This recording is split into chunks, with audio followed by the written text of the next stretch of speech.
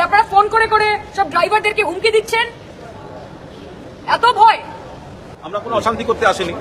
পুলিশও একটু সময় চেয়েছে, আমরাও একটু সময় চেয়েছি, নইলে আমরা হাঁটবো। কিন্তু আমরাও আবার গাড়ি জোগাড় করার চেষ্টা করছি।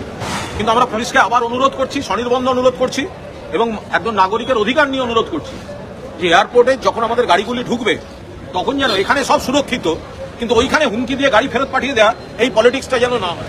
যে গাড়িগুলি এসেছিল আমরা আবার পরেই খবর পাচ্ছি তার একটি গাড়ি আছে, কিছু লোক নানা রকম হুমকি ইত্যাদি করে 3টি ড্রাইভার এবং গাড়ি সেখান থেকে সরিয়ে দিয়েছে। এবার একটি মাত্র গাড়ি আছে। এবার পুলিশ প্রশাসনের বক্তব্য হচ্ছে একবারে যেতে হবে, দুটো ট্রিপ করলে হবে না। এবার মানে যে বাধ্যতামূলক পরিস্থিতিটা তৈরি করা হচ্ছে সেটা হচ্ছে গাড়িগুলোকে তাড়িয়ে দেওয়া হলো, গাড়িগুলোকে ভয় দেখানো হলো, গাড়িগুলোকে হুমকি দেওয়া হলো, চারপাশের কাউকে গাড়ি বা অটো দিতে দেওয়া হচ্ছে না। এবার আমাদের কাছে একটি গাড়ি আছে, 3টি গাড়িকে হুমকি দিয়ে ফেরত পাঠানো হয়েছে। 4টে গাড়ি এসেছিল, তার 3টেকে বার করে দেওয়া হয়েছে, তারা ঢুকতেও পারছে না। একটা গাড়ি এবার যদি আমাদেরকে একবার মানে দুটো ট্রিপও করে, সেটা এখন পুলিশ বলছে না একবারে দিতে হবে। আমরাও ঠিক করে নিয়েছি, ব্যাগ একটা গাড়িতে দিয়ে দেবো, হাঁটতে শুরু করবো, তারপর পুলিশ। আমরা বলছি এইটাই হচ্ছে বাংলার সঙ্গে ত্রিপুরার তফাৎ। বাংলায় বিজেপির কোনো নেতা ত্রিপুরা থেকে গেলে অবাধে সব জায়গায় ঘুরে বেড়াতে পারেন, আর এখানে গতবার দেখেছি মারধর, আর এবার দেখছি যে বন্ধ করে দেওয়া হচ্ছে।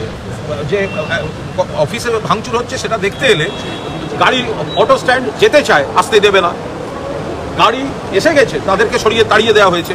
এবার বলছে একটা গাড়ি আছে, সে ট্রিপ করতে পারবে না, যেতে হবে সব একসঙ্গে। একসঙ্গে এতজন আমরা যাবো কি করে? আমরা হাঁটবো রাস্তায়।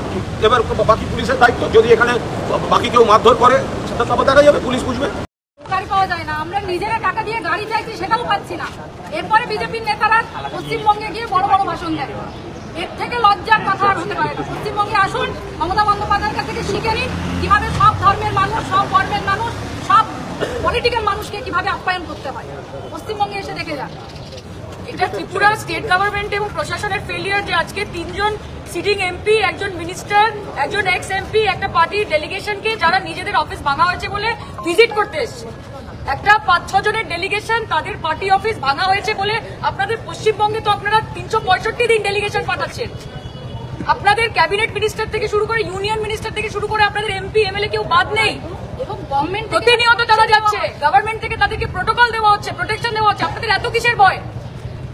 আমরা এখানে কি আজ ইলেকশনের জন্য এসেছি না কিসের জন্য এসেছি? যেখানে একটা 6 জনের একটা ডেলিগেশনকে আপনারা পার্টি অফিস অব্দি যেতে দিতে পারছেন না, যে আপনারা ফোন করে করে সব ড্রাইভারদেরকে হুমকি দিচ্ছেন?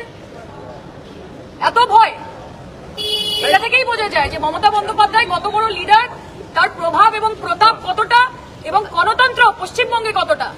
যে আপনারা এখানকার ত্রিপুরার লোক থেকে শুরু করে যারা চাকরির জন্য, যারা পড়াশোনার জন্য, যারা চিকিৎসার জন্য পশ্চিমবঙ্গে যাচ্ছে, তাদেরকে আমরা বুকে টেনে নিই, তাদের জন্য সবকিছু ফেলিসিটেট করা হয়। কিন্তু এখানে জনপ্রতিনিধিরা আনফরচুনেটলি, এটা ত্রিপুরা সরকার, বিজেপির ডবল ইঞ্জিন সরকার, ভারতীয় জনতা পার্টির ডাবল ইঞ্জিন সরকারের ব্যর্থতা যে আজকে এই পরিস্থিতির মধ্যে আমাদেরকে এয়ারপোর্টের বাইরে ধর্ণা দিতে হচ্ছে।